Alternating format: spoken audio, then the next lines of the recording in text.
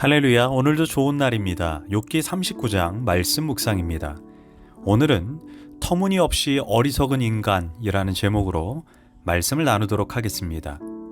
하나님은 38장에 이어서 하나님의 영원한 지혜 앞에 인간의 지혜가 얼마나 터무니없는 것인지를 계속해서 말씀해 주십니다.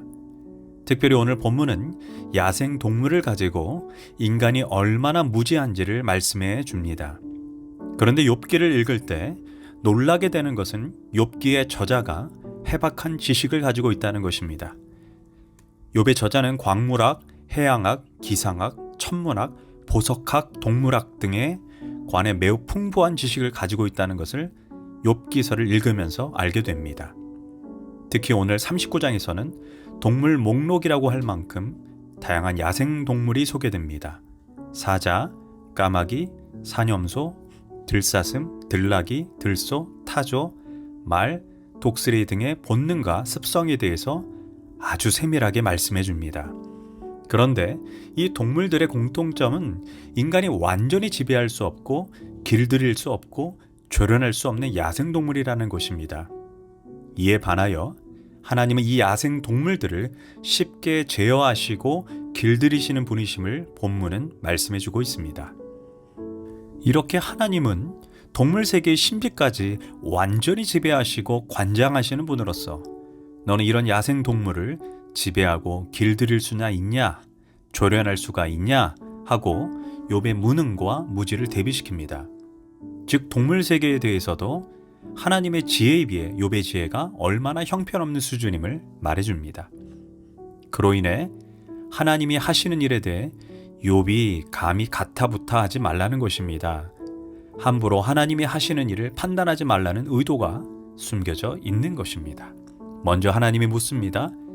사자가 배가 고플 때 그 먹을거리를 누가 주는지 아느냐? 또한 어린 까마귀가 배가 고파 깨악깨악 울부짖을 때 그 먹을거리를 주는 이가 누구인지 너는 아느냐?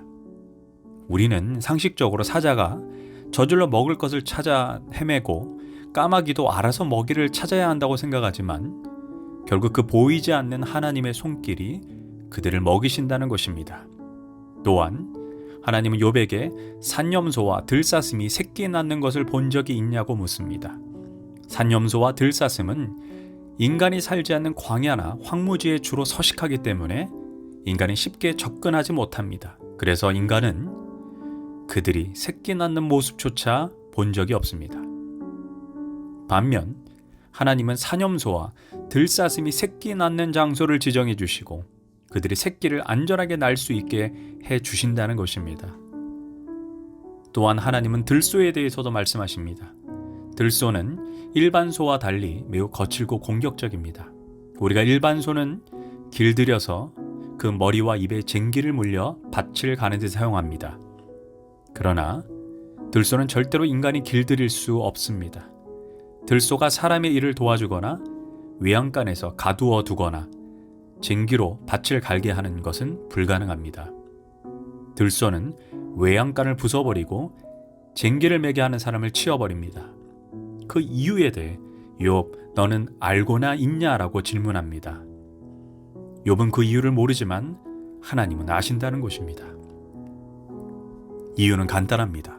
하나님이 그렇게 창조했기 때문입니다. 타조에 대해서도 말씀하십니다.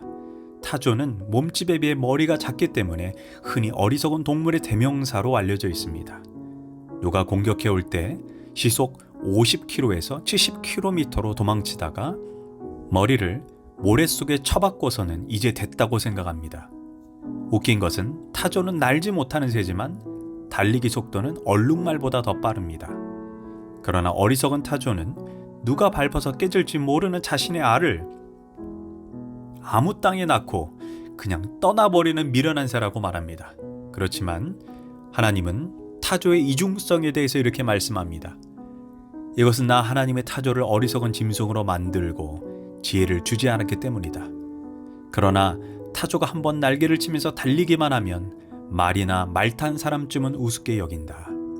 즉 타조가 어리석은 것은 하나님이 그렇게 만드셨기 때문이며 말보다 더 빨리 달릴 수 있는 것 역시 하나님의 솜씨라는 것입니다. 또한 하나님은 말의 특징에 대해서도 말씀해 주십니다. 모든 동물들은 사람이 오거나 큰 소리가 나거나 총소리가 나면 무의식적으로 도망을 간다고 합니다.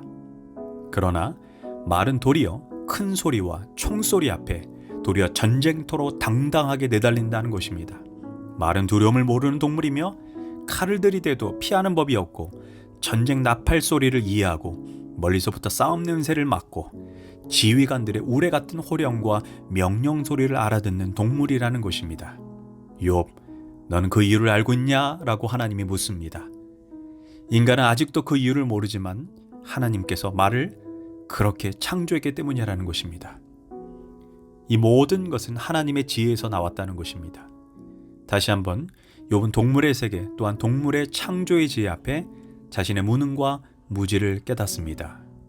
그런데 이 부분을 묵상하면서 두 가지를 생각하게 됩니다. 첫 번째는 예수님의 말씀입니다. 그러므로 목숨을 위하여 무엇을 먹을까, 무엇을 마실까, 몸을 위하여 무엇을 입을까 염려하지 마라. 공중의 새를 보라. 심지도 않고 거두지도 않고 창고에 모아들이지도 아니하되 너희 아버지께서 기르시나니 너희는 이것들보다 귀하지 아니하냐. 너희 중에 누가 염려함으로 그 키를 한 자나 더할 수 있느냐. 너희가 어찌 의복을 위하여 염려하느냐. 들의 백합화가 어떻게 자라는가 생각해보라. 내일 아궁이 던지우는 들풀도 하나님이 이렇게 입히시거든 하물며 너희일까 보냐. 믿음이 적은 자들아.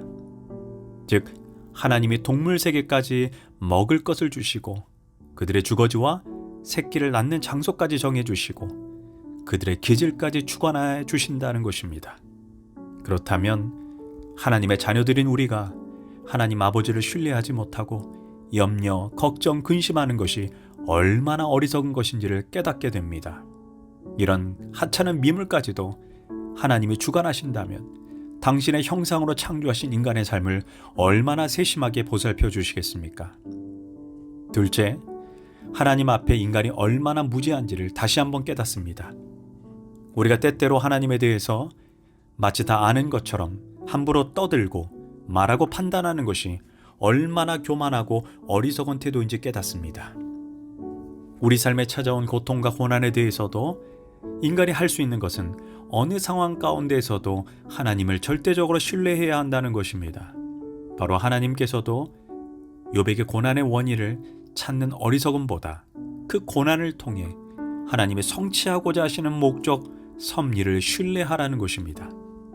우리는 자연 만물들을 입히시고 먹이시는 하나님을 통해 하나님 우리의 영원한 하나님이시니 그가 우리를 죽을 때까지 책임지신다는 그 다윗의 말씀을 다시 한번 신뢰해야 하겠습니다. 기도하겠습니다. 주님, 하찮은 미물까지 책임지시는 하늘아버지를 우리가 좀 더 신뢰하고 그분을 절대적으로 의지하는 인생 되게 하소서. 예수님의 이름으로 기도합니다. 아멘.